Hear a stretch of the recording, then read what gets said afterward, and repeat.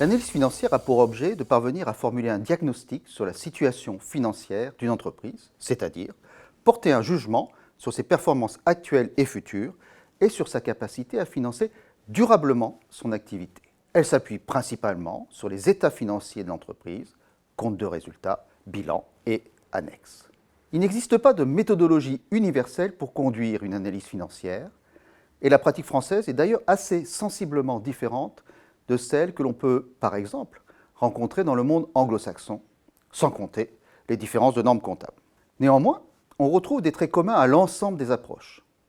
Les grandes étapes d'une analyse financière doivent comprendre une analyse de l'activité de l'entreprise, de son chiffre d'affaires, de ses marges, de sa rentabilité, de sa liquidité et enfin de sa solvabilité.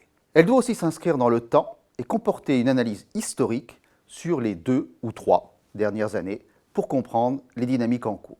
Si les documents comptables sont la source d'information principale, une bonne analyse financière ne peut pas faire l'économie de renseignements complémentaires à la fois quantitatifs et qualitatifs. La situation financière de l'entreprise doit se comprendre dans son environnement concurrentiel et par rapport à sa stratégie.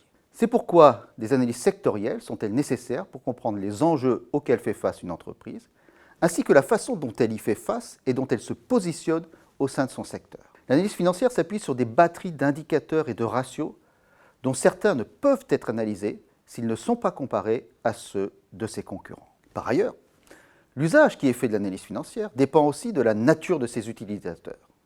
Ils sont nombreux et ne poursuivent pas les mêmes objectifs. Une banque va vouloir vérifier que son client sera bien en mesure de rembourser ses dettes et d'en payer les intérêts. Un comité d'entreprise voudra s'assurer de son développement économique et cela nourrira le dialogue social, notamment dans le cadre des négociations salariales. Une des principales limites attachées à l'analyse financière réside dans son objet, c'est-à-dire au-delà du diagnostic, sa capacité à proposer des solutions pour faire face aux problèmes constatés. Or, la plupart des difficultés observées ne sont pas de nature financière. Par exemple, une mauvaise gestion des stocks, et n'ont donc pas de remède purement financier. C'est là que réside, in fine, tout l'art de l'analyse financière.